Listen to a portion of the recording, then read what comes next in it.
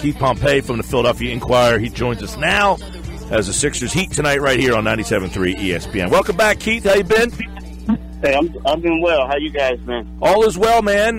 This season, Sixers with the 29 wins. They've already eclipsed last year. But it always seems to be something with this team off the floor, no matter what good happens on the floor. And this stuff with Markelle Fultz, I'd like to kind of get your take on it, as it seems to get crazier and crazier by the day. Yeah, it has. It's a sad situation. Some people are saying his trainer changed his shot. Some people are saying he had a shoulder injury. Some people are saying that it's mental. That he may have the yips right about now.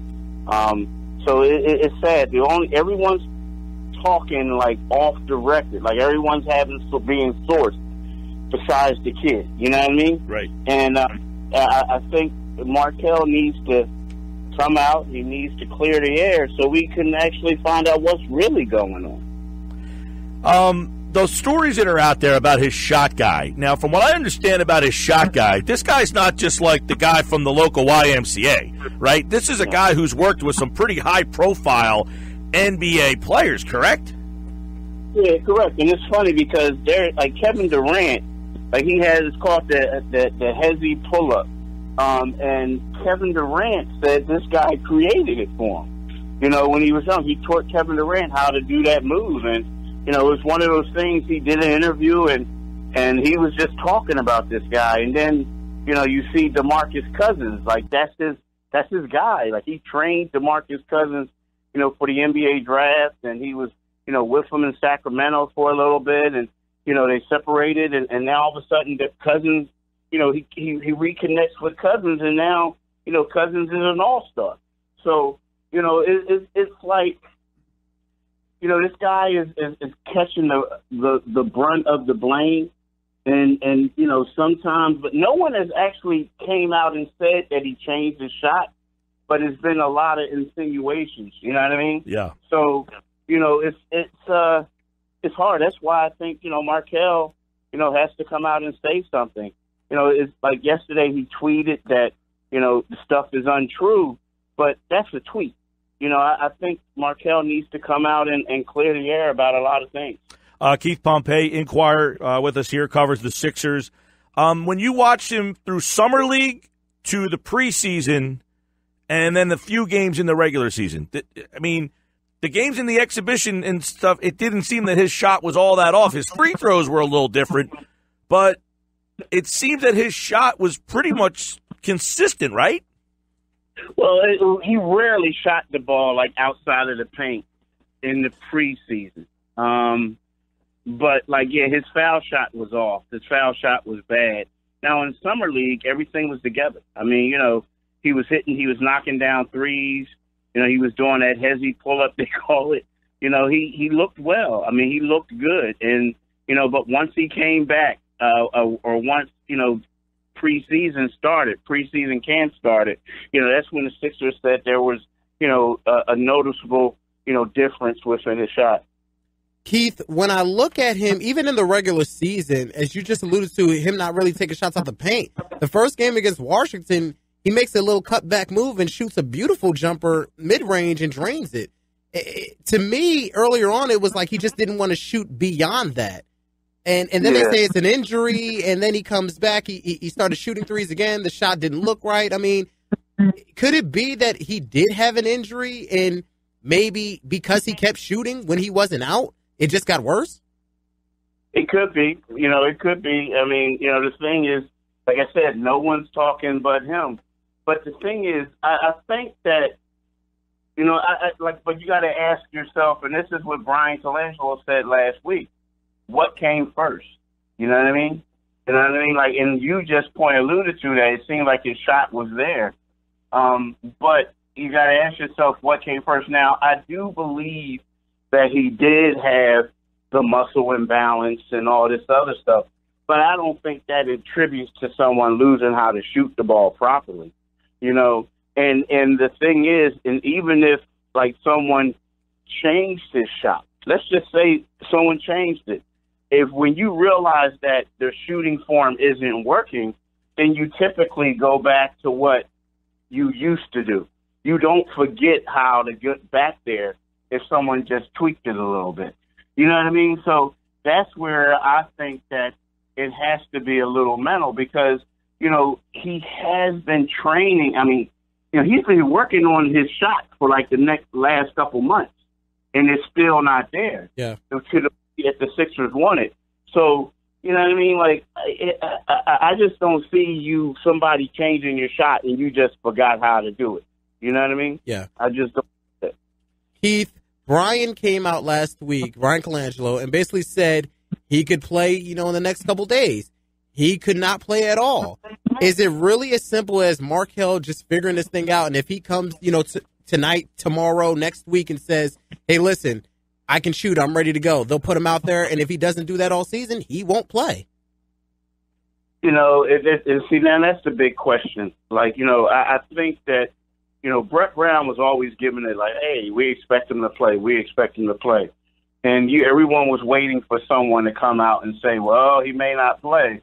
Because then that stops you asking the questions, well, when is he going to play? You know what I mean? Yeah. But in regards to Markelle, the Sixers have a little dilemma right now. Like, as further along they get, and it's tighter that this playoff race gets, you really want to reduce your lineup, shrink your lineup. That's not a time when you want to bring a player in and try to get him up to speed or try to let him gain confidence in his shot, so to speak, even though he is your first overall pick. So, something tells me that the Sixers won't come out and say it, but, if you're a coach and you really want to win, you may not want to bring this guy along because, it's going to take minutes away from guys who deserve it in your eyes, in the coach's eyes. And secondly, it's just one of those things where you're kind of messing up the flow a little bit just because you have to assimilate someone new in there. So, when they come out and they say that, yes, on paper it sounds like it could be as easy as that. But at the same time, you have to realize that the longer they wait is like the more pressure is going to be on him because he's really going to have to produce. And B, it's going to be like the coach is kind of trying to win these games. It's not the preseason where you're trying people out. Keith Pompey from the Philadelphia Inquirer is with us here as the Markelle Fultz stuff. The other night when Joel Embiid said that the people around him don't have his back, he insinuated that, I guess, is that him suggesting that there are some guys from his childhood or from his hometown or wherever that are kind of influencing him sitting out? No, I don't think that. I just think that he probably thinks that Markelle is under a tremendous amount of pressure right now. Mm-hmm. Maybe there could be someone in his ear, applying pressure on him. Right. I think that had more to do with that. I don't think that there's people who want him to. Now, I think that in the perfect world, everyone wants Markelle Fultz to play. Sure. Because the longer he sits out, the more attention it comes and the more that people question the draft pick. So I think everyone wants him to play.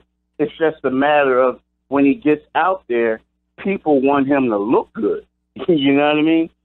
So I don't think that there's anyone saying, no, Markelle, play. Why do you think then the team has put out so many videos of him? I mean, this guy looks like he could be in the dunk contest tomorrow night if they allowed him to, if he was invited. I mean, he's cocking back and throwing some things down with a shoulder that was a bum shoulder.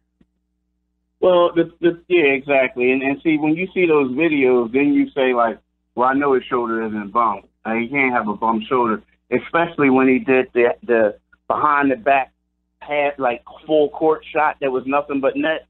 Believe me, he took about, 7 of them before that.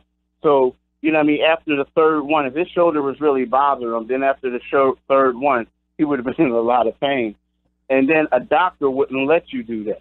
But I think, a lot of it is, the videos that you're talking about, Yeah. Some of them were, us taking videos of it, but other ones were, yes, you said the team letting out.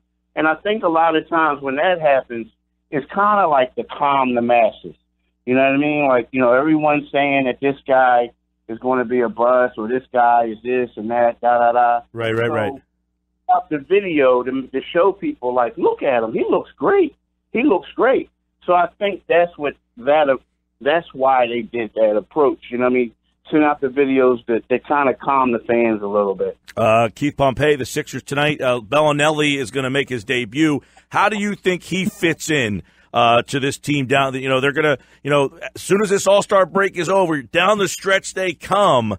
So how does he fit in? Because you said, as you mentioned, they don't want to look to widen the rotation. They want to shrink the rotation. So where does he fit in? I think he fits in well. I mean, if you look at it right now, the top four guys are, you have two guards. You got T.J. McConnell, Bellinelli, and then you also have, the forwards, Trevor Booker and Amir Johnson. You know what I mean? Now, these other guys are kind of, T.J.'s a point guard. The other two guys are role players. And then you got a guy who comes in, and he can provide consistent shooting, and he'll fit in well in the system because we know the Sixers like to get out and run, and they like to drain a lot of threes, and he'll help out. The one thing that they'll miss, they still need somebody who can create off the dribble, but at the same time, he's still a very complimentary player that's going to help them moving forward in regards to making a playoff push. All right, that ends tonight against the Heat. They'll have the All-Star weekend, and then the Sixers down the stretch they come. They are currently the 7th seed in the Eastern Conference. Keith Pompey from the Inquirer at Pompey on Sixers. Great stuff, pal. We'll catch up soon. Thanks, Keith. All right, thanks for having me on, fellas.